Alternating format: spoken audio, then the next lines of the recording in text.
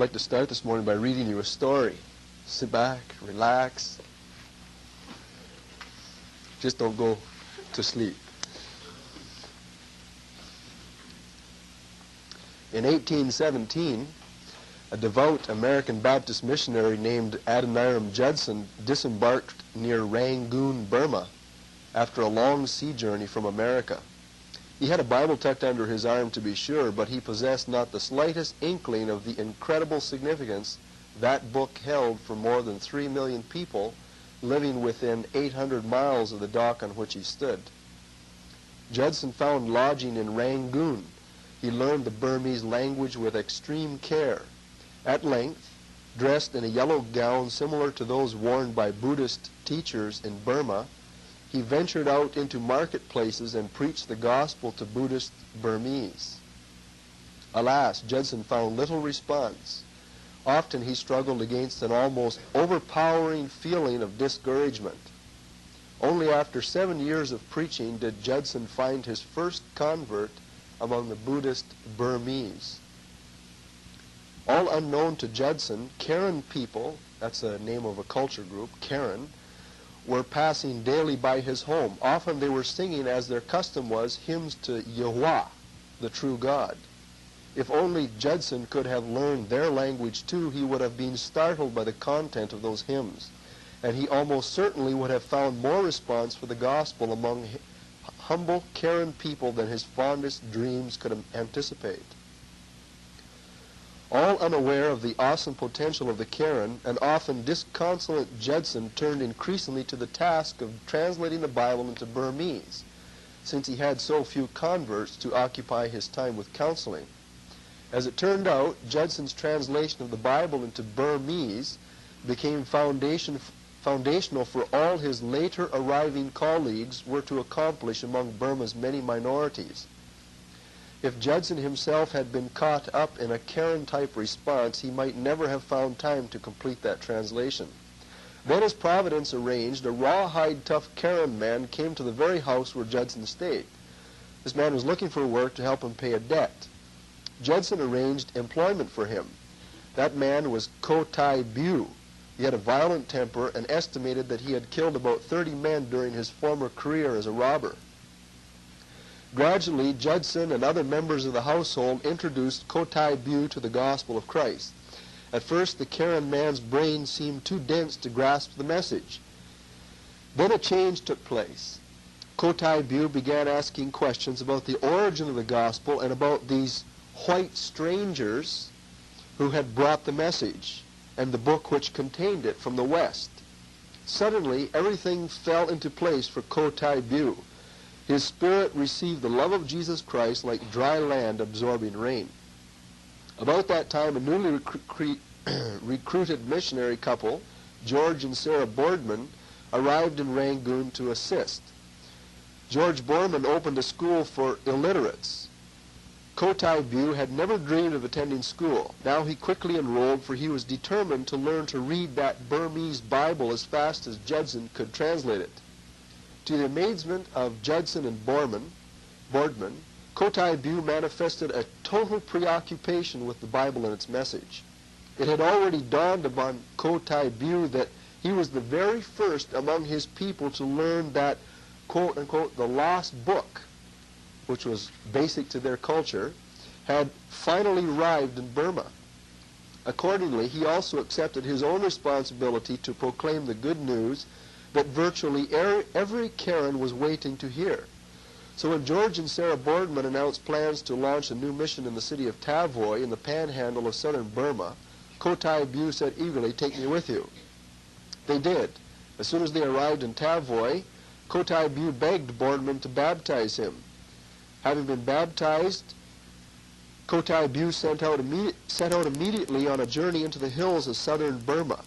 Each time he came to a Karen village, he preached the gospel, and almost every time he preached, with wonder, every Karen within earshot responded. Soon, hundreds of Goulais' listeners came flocking down to Tavoy to see the white brother who had arrived at last with the lost book. George and Sarah could hardly believe their own eyes and ears. The entire hill country beyond Tavoy seemed to come alive. Soon Boardman found himself besieged with invitations from Karen villages to come and supplement Kotai Bu's ministry with more detailed teaching from the Book of Yahweh. Meanwhile, Kotai Bu kept on breaking new ground, fording rivers, crossing ranges of hills, braving monsoons and bandits like those whom he had himself been. He sought out one Karen village after another and proclaimed the good news. Finally, he heard of a special village, and I won't read that part because it's too involved. Meanwhile, Jonathan Wade, also one of Adoniram Judson's newly arrived colleagues, was being swept off his feet by another explosively jubilant Karen response 200 miles north of Tavoy. Almost as quickly as Karen were converted and baptized, they became missionaries to spread the good news still further among their own people. Some of these Karen missionaries went to a place called Bassain, 300 miles northwest of Tavoy, and preached there. Later, when American missionaries arrived there, they found 5,000 Karen converts ready to be baptized. By 1858, tens of thousands of Karen Christians awakened to the realization that they were responsible to proclaim the good news of the lost book restored among other ethnic minorities of Burma besides themselves. And they went and preached to the 500,000 Kachin people living in the north part of Burma. And that's only the beginning of the story. It's a fascinating account of how that the gospel, that peoples were prepared by their own culture to receive the gospel of Jesus Christ. And I believe that these people were the, what's the proper word? Not the ancestors, but the, what's the opposite of an ancestor?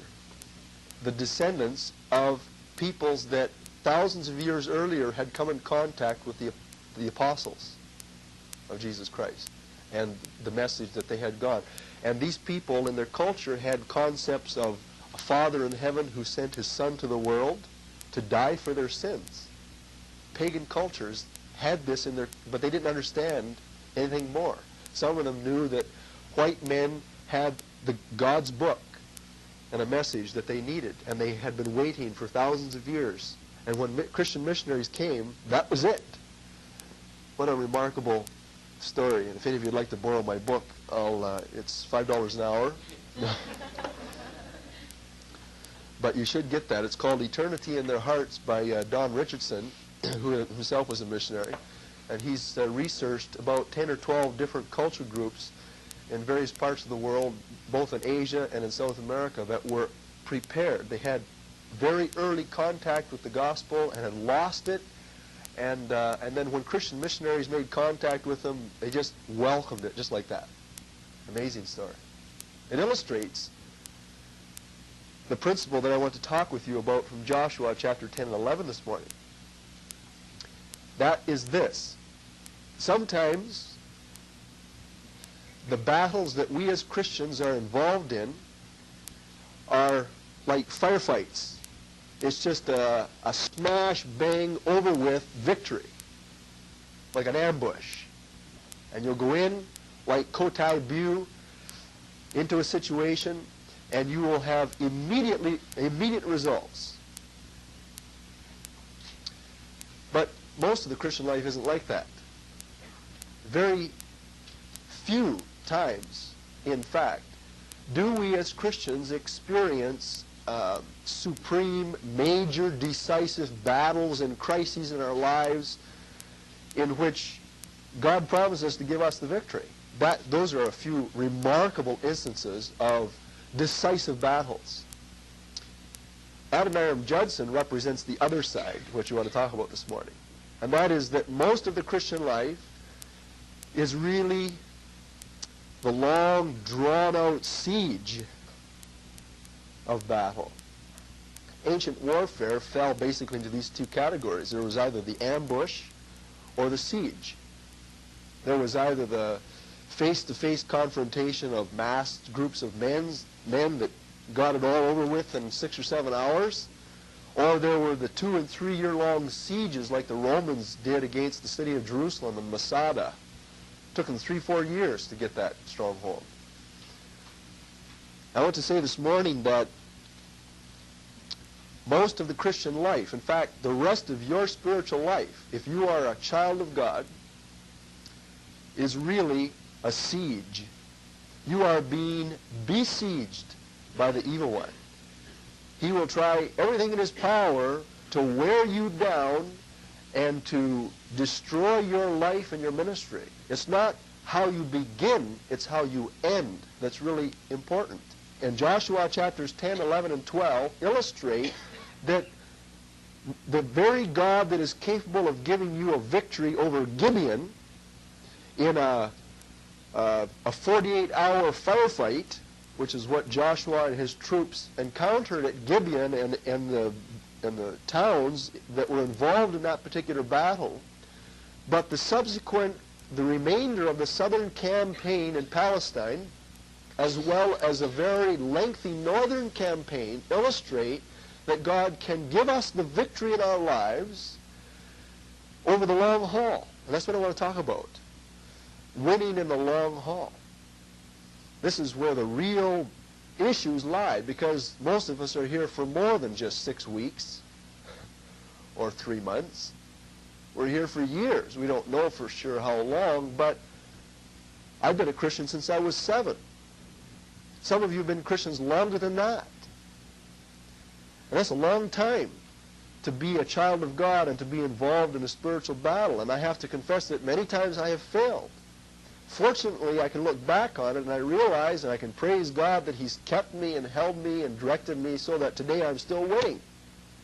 But I can look at people I know that are Christians, no doubt, who have lost it. They're casualties, like Dr. Crock was talking about this morning. That the world system and the devil and his cohorts have succeeded in destroying this person's testimony, and they're totally defeated and living in sin. This morning we want to discuss how to win over the enemy over the extended battle in the long haul. That's really what we're up to. Let's read Joshua chapter 10. And starting with verse 15, and we'll just pick our way through. We won't read all of this because it's a very extensive portion. But I do want to read some sections of it. Joshua chapter 10, verse 15. Joshua returned, and all Israel with him to the camp to Gilgal. But these 5 kings fled and hid themselves in a cave at Makkedah, and it was told Joshua, saying, the 5 kings are found hidden in a cave at Makkedah. Joshua said, roll great stones over the mouth of that cave and set men by it to guard them. Don't stay there, but pursue after your enemies and smite the rear of them. Suffer them not to enter into their cities, for the Lord your God has delivered them into your hand. And it came to pass when Joshua and the children of Israel had ceased slaying them with a very great slaughter, till they were consumed, that the rest who remained of them entered into fortified cities. And it proceeds to tell us in the remainder down to verse 28 how that Joshua went back to that cave, got those 5 kings, hung them, and killed them, and got the victory over this very strong southern coalition. Now, starting with verse 29, which we're not going to read, but starting with verse 29 and going down to about verse 39, we have an account of about 6 or 7 other towns that Joshua and his 40,000 some odd troops proceeded to visit, one place after another, and destroyed, as God told them. Maybe I'll give you a little background here. This southern campaign, which lasted for about 3 days to a week, at which we read, I think we should read verses 40 to 43, because that's like the summary of the southern campaign. This southern campaign was a very tiring situation. It was more than just a firefight and an ambush. It lasted for a fairly extensive period of time. It must have been very tired. So Joshua smote all the country of the hills, all the Negev, all the Shephelah, and of the springs, and all the kings, all their kings. He left none remaining, but utterly destroyed all that breathed, as the Lord God of Israel commanded. And Joshua smote them from Kadesh Barnea even to Gaza, and all the country of Goshen even to Gibeon. And all these kings in their land did Joshua take at one time. That's a key phrase. At one time, because of the Lord God of Israel. Because the Lord God of Israel fought for Israel, and Joshua returned, and all Israel with him to the camp at Gilgal. Now let's generalize and summarize this business, okay? Let's let this white board up here represent the map of the activities that are recorded right here in this 10th chapter. Gilgal is on the extreme north edge over here, north and east edge. And the southern campaign involved 5 major cities that were in this direction, going west and south, and then back north and east. They went in a loop, basically, and destroyed these towns. There was the town of Makkedah, which is where the 5 kings holed up in a big cave. There was Libnah and Lachish and Eglon and Hebron and then Debir. Now, Eglon and I don't know which other one. There was 2 of them that weren't major cities in this coalition, but the 5 of these cities were major fortified towns at the time. It covered an area of about 50 miles by 55 miles. 50 miles wide, 55 miles deep. That's a long way to walk, right? It would be like us getting our packs on and going from here to Thessalon, all right? Or from here to Montreal River Harbor up north. That's the same size area. And this was the territory that was involved in the southern campaign. Very extensive, about 2,700 square miles. It was called the land of Goshen later. Makkedah was a major location. They don't know it was a major fortress. They don't know exactly where it was because there's all kinds of caves in the western, southwest portion of the land of Palestine, limestone hills and so forth. But they totally destroyed the place. In verses 29 and 30, it describes the battle against Libnah. Libnah in the Hebrew means white, and they have identified it as in one of either 2 places today because of the white limestone cliffs. It was a fortified town. Lachish, it took them 2 days to win against this one because it was such a strong fortress. If you've ever looked through books on Bible lands and customs, I've seen pictures of Lachish. It's a big hill, great big hill, with like a mesa. I don't know if any of you have seen mesas out west, but it's like a mesa, very tall, and they built their houses up on top because they didn't have airplanes those days. Everybody went on foot or horses or by camels, and it's harder to run uphill than it is downhill, and so you're safer on a hill than you are anywhere else. So they built these fortresses on big hills. And this town was rebuilt even after Joshua destroyed it, and it remained a very powerful center even on into the days of Nebuchadnezzar, king of Babylon. Hebron. The name Hebron means confederacy. It was the highest city in Palestine. It was down here, south of Jerusalem, and this place had been inhabited by Abraham and Isaac and Jacob. This is where they were buried. And there were giants that lived in this town. And it tells us that even after Joshua secured taking all of these areas, that there were still a few of these people left that hadn't been actually killed, and they were in for the long haul. There was a battle that was going to last for years and years and years.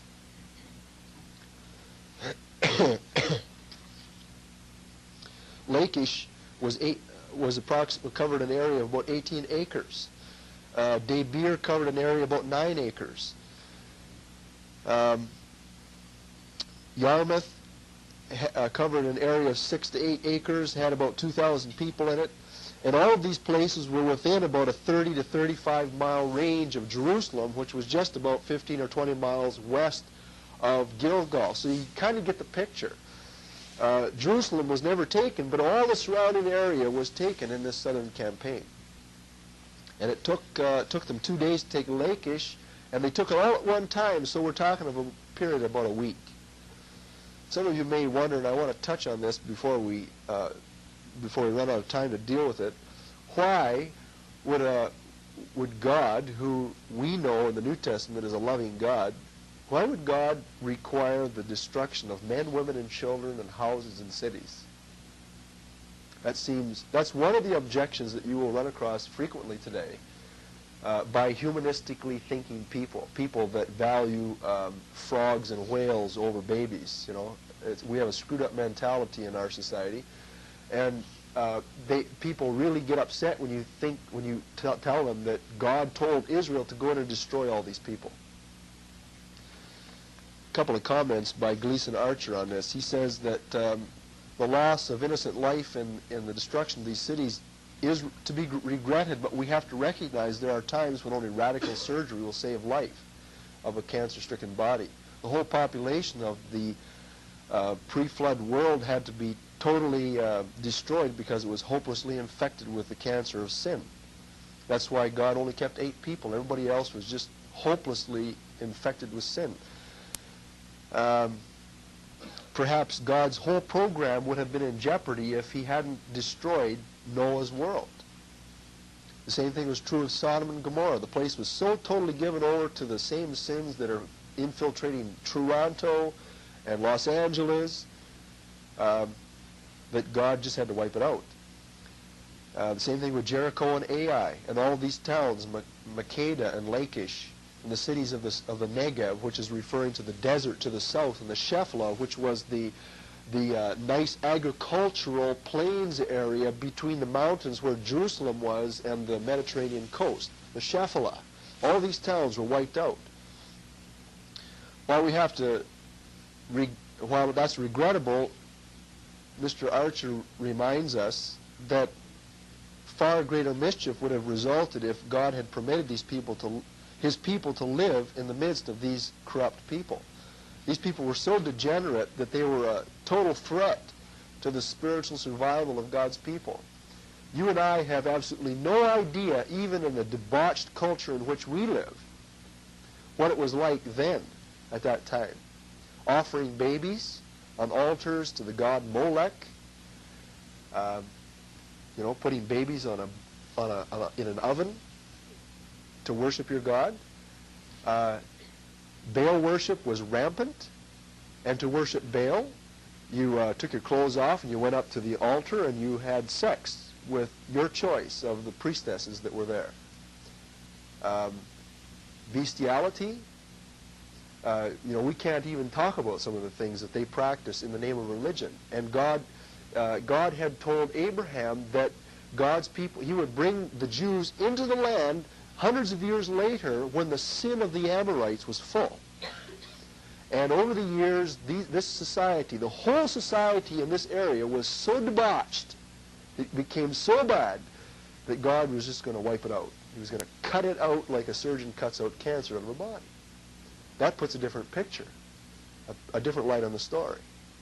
There were grave moral and spiritual issues at stake, and God knew his people would not survive unless this society was reduced totally, men, women, and children, and animals, killing the animals, and the cities, and the altars. They weren't totally faithful in doing so, and that's what eventually led them in the book of Judges into ruin. But that should help you understand why God was so serious about this business of dealing with sin. We have a summary of the southern campaign in chapter 12, verses 10 through 13, which I'd like to read. We have a roster of kings that were destroyed. The king of Jerusalem, 1. The king of Hebron, 1. The king of Yarmouth, 1. The king of Lachish, 1. The king of Eglon, 1. The king of Gezer, 1. The king of Debir, 1. The king of Gader, 1. These are the kings mentioned in the southern campaign. God wiped them out. While we're talking about kings, let me remind you what is really at stake here. I talked about this 2 Sundays ago when we studied in chapter 10, the first 14 verses. 23 times in chapter 11, or chapter 10, and almost 50 times in chapter 11 and 12, you have references to kings. We have dozens and dozens of references in these 2 or 3 chapters to kings. What does that represent? The very thing that Dr. Clark was speaking on in Sunday school. Ephesians chapter 6, verse 12 tells us that our battle today as Christians is against principalities and powers in heavenly places. And principalities and powers are obsolete words today in the English language. But in the days of King James, back in 1611, it represented spiritual governments, demonic government, angelic realms of authority. Now that is something that a lot of people today in our society are very, very familiar with. Anton LaVey, the high priest of the Church of Satan in the United States, worships Satan. I watched a video that the young people watched part of on Friday night, and it actually quoted him. It had him videotaped or audio taped, and telling how people get involved in Satanism. It's not sacrificing babies today. It's doing your own thing. That's Satanism. Doing your own thing. That was his definition of Satanism. Doing your own thing. Boy, that is shocking. Because when you do your own thing, you're not doing God's. So he's got you. If you're not doing God's, you might as well say you're worshiping Satan. And that was his definition. And today, there are all kinds of spiritual powers at work in our society in the 20th century that were already at work in Joshua's time.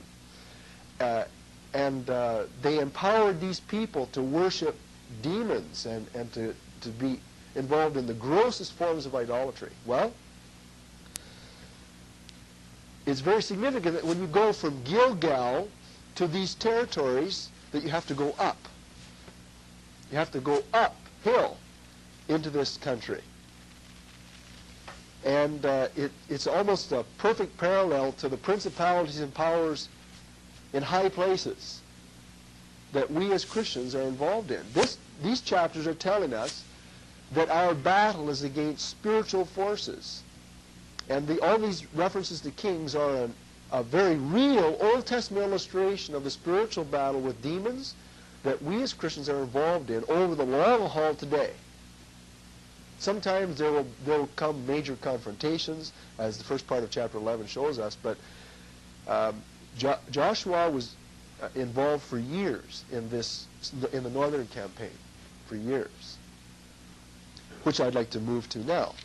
In chapter 11, we pick up with a story. The Southern campaign took him about a week down here. And then it says at the end of that, they went back to Gilgal and they rested. A well-deserved rest. Chapter 11, verse 1, we pick up now with the Northern campaign. We're talking about 80 miles, that is 3 or 4 days march on foot north of where all the Southern campaign had taken place. It came to pass when Jabin, king of Hazor, had heard those things that he sent to Jobab, king of Madon, and to the king of Shimron, and to the king of Akshaph, and to the kings that were on the north of the mountains, and of the Arabah south of Chinneroth, and in the Shephelah, and in the borders of Dor on the west, and to the Canaanite on the east, and on the west, and to the Amorite, and to the Hittite, and the Perizzite, and the Jebusite in the mountains, and to the Hivite. Are you getting tired of these names? That's crucial to the story.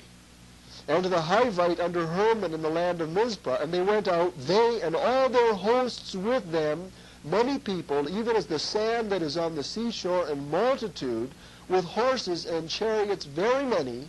And when all these kings were met together, they came and encamped together at the waters of Merom to fight against Israel. Now, we've got a very similar situation in the first 5 verses of chapter 11 as we had in the first 5 verses of chapter 10. The first 5 verses of chapter 10 said that the king of Jerusalem got his cohorts in 4 surrounding cities together to fight against Joshua. Precisely the same picture here. The only difference is the amount of time it took. It took Joshua maybe a week to wipe these guys off the picture. We come to chapter 11 and look at how the story goes in verse 16 at the end of the chapter. So Joshua took all that land, the hills, and all the Negev, and all the land of Goshen, and the Shephelah, that's the south, and in the Arabah, that's the east, and the mountain of Israel, that's the central, and the valley of the same, even from Mount Halak that goes up to Seir, that's way down south by the Dead Sea, even to Baal Gad in the valley of Lebanon, that's way up north of where Jesus was raised. Under Mount Hermon, and all their kings he took and smote them and slew them. Joshua made war a long time with all those kings. There was not a city that made peace with the children of Israel, save the Hivites at Gibeon. Everybody else they took in battle. For it was of the Lord to harden their hearts, that they should come against Israel in battle, that they might destroy them utterly, and that they might have no favor, but that he might destroy them as the Lord commanded them. And at that time came Joshua and cut off the Anakim from the mountains. Anakim is a reference to a certain family of giants down in Hebron. And from Hebron and from Debir, from Anab, and from all the mountains of Judah, and from all the mountains of Israel, Joshua destroyed them utterly with their cities. There was none of the Anakim left in the land of the children of Israel. Only in Gaza, Gath, and Ashdod there remained some. So Joshua took the whole land according to all that the Lord said to Moses, and Joshua gave it for an inheritance to Israel, according to their divisions by their tribes, and the land rested from war. Now let's move over to the map, because you've got to see it on the map. And I'm sorry this map is so small, but I don't have a better one here this morning. This is where the southern campaign took place down here. This little light represents Jerusalem. Joshua chapters 10 and the first part of chapter 11 shows, or Joshua chapter 10 shows the southern campaign down here, down from Mount Seir up to Jerusalem. The northern campaign in chapter 11 included Canaanites on the west coast, Canaanites down the valleys, Hivites in the central, Perizzites in the central. We have, what are the other people mentioned? Jebusites in the mountains. And then Hivites were up north. This is Mount Hermon, north of the Sea of Galilee. Jesus was raised here in Nazareth, just southwest of the Sea of Galilee. The major king in the northern confrontation was against a king that was 10 miles northwest of the Sea of Galilee, a place called Khazor or Hazor in English. And he had 3 or 4 major allies in about a 35-mile circumference from Hazor. Akshaph and Shimron and Madon were in a southwest, basically, of Hazor. Joshua goes from Gilgal, 80 miles north to the Sea of Galilee, and then 10 miles west of Galilee to the water, or just north of the Sea of Galilee to the waters of Merom, which is a swampy area, and that's where the battle took place. And it says that these kings had gotten Canaanites from the whole district, right across. This was major confrontation. You thought the southern campaign involved a lot of opposition. This involved people, culture groups, indigenous peoples all around the borders, way up into the mountain regions, and east, and right across the north. This was total blockade against the Jews. That's what's being described in the first 5 verses of chapter 11. I just want to take out of that something right now. There have been periods down through the history of the church that if you were to do any reading in church history at all, you'd realize that the battle lines at some times are stronger against Christ and his cause than at other times and in different places. If we were to go to Haiti today, right now, this afternoon on a jet, you would find that the cause of Christ and the spiritual forces against Christianity are really strong. The battle is raging in Haiti. 2 weeks ago, there were missionaries attacked by machete. And there were, I don't know if anybody was killed, but there were missionaries attacked in Haiti 2 weeks ago, or 3 weeks ago, by voodoo worshippers in Haiti. Voodoo is just another form of Satanism, right? In North America, the battle is being waged, but it's more on an educational and social level rather than on a personal, confrontational, military level. The opposition here is political, economic, social. You know, it's there, but they don't fight us. They don't try to keep us from going to church, right? They try to keep you from teaching your kids, right? Or they don't. Our government is trying to keep truth from being taught to our kids in the school system. That's the way. That's where the battle really lies today, right? But if you were to go to the Soviet Union, there's a little bit of relaxation going on in the battle today in some respects, but still the battle is much greater there than it is in North America. Right? At the time of Christ, demons were manifesting themselves vocally and physically in opposition to him and his cause. The same thing in the days of Moses, that there were demonically empowered individuals that were opposing him in Pharaoh's court, Jannes and Jambres. They're mentioned by name. You read about them in Jewish tradition. Demon-possessed people.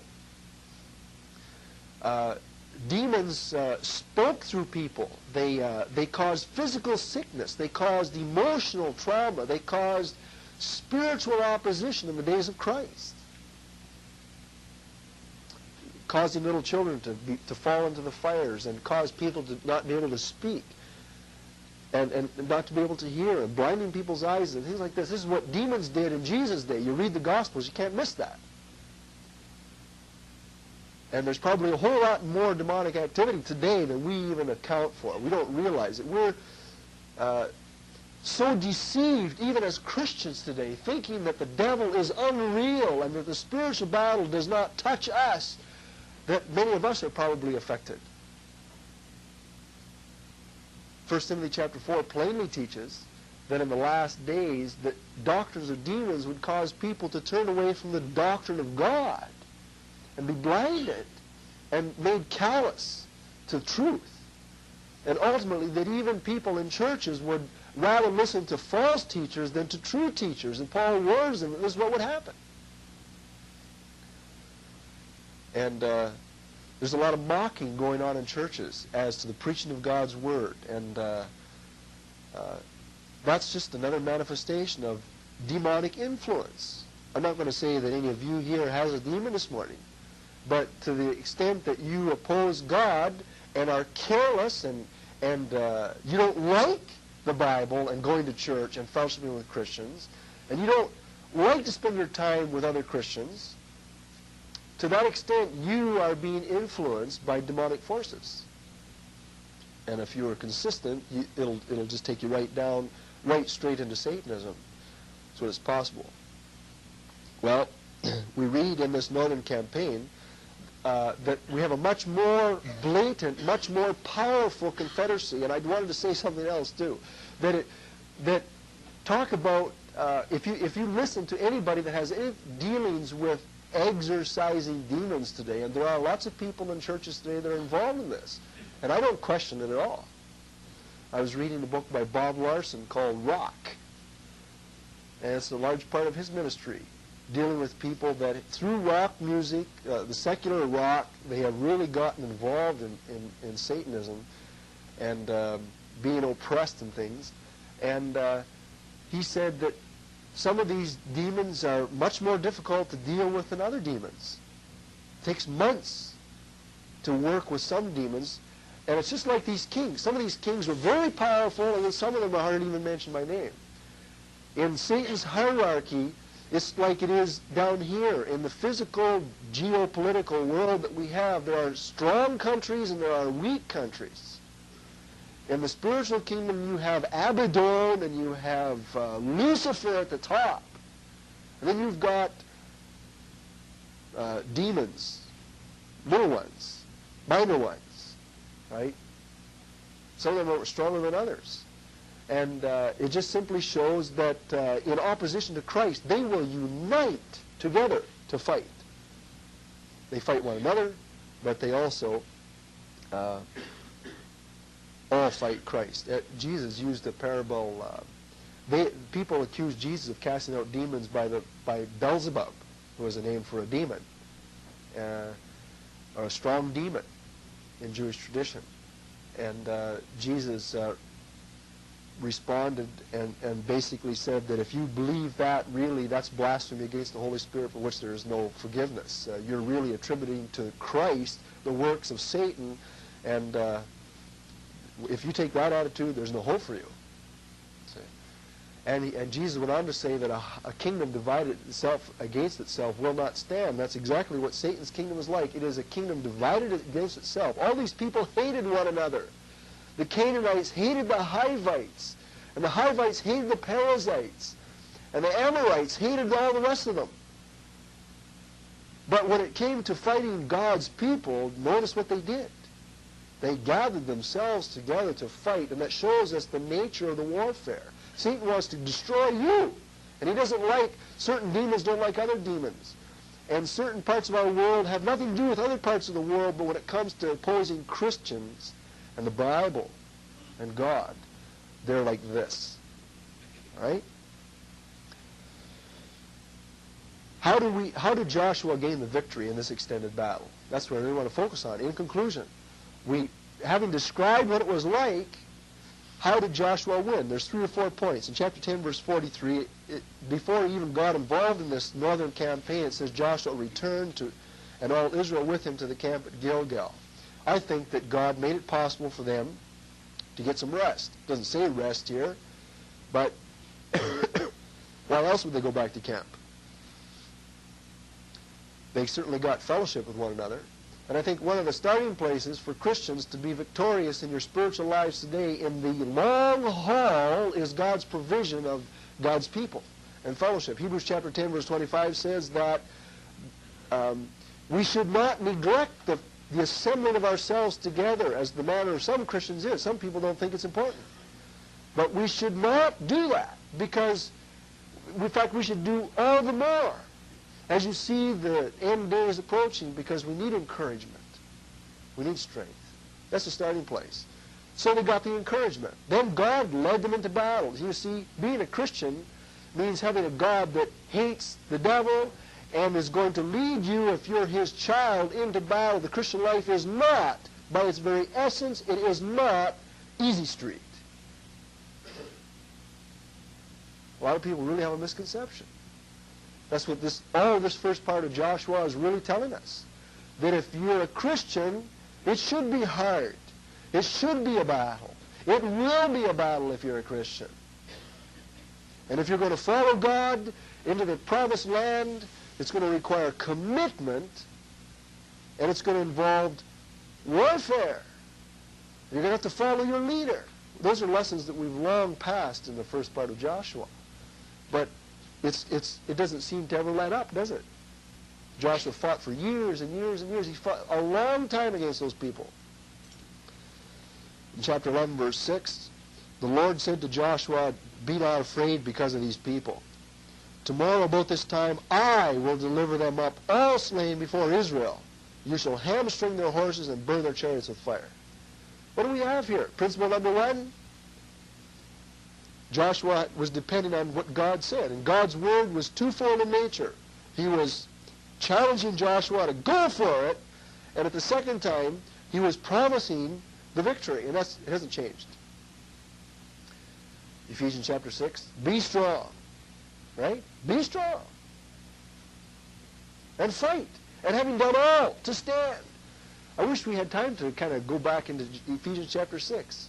Because the same issue, the same twofold battle is alluded to there in verse 13 and 14, where he says, "And having done all to withstand against the devil, and having done all to stand." In the history of ancient Greece, there was a very famous naval battle fought. And I forget which side won. But thereafter in history became known as a Pyrrhic victory. And even today, militarists know what a Pyrrhic victory is. They won, but they lost. It totally destroyed their whole nation because it was such an expensive war. They lost too many people. They destroyed their enemy, but they were reduced to zero.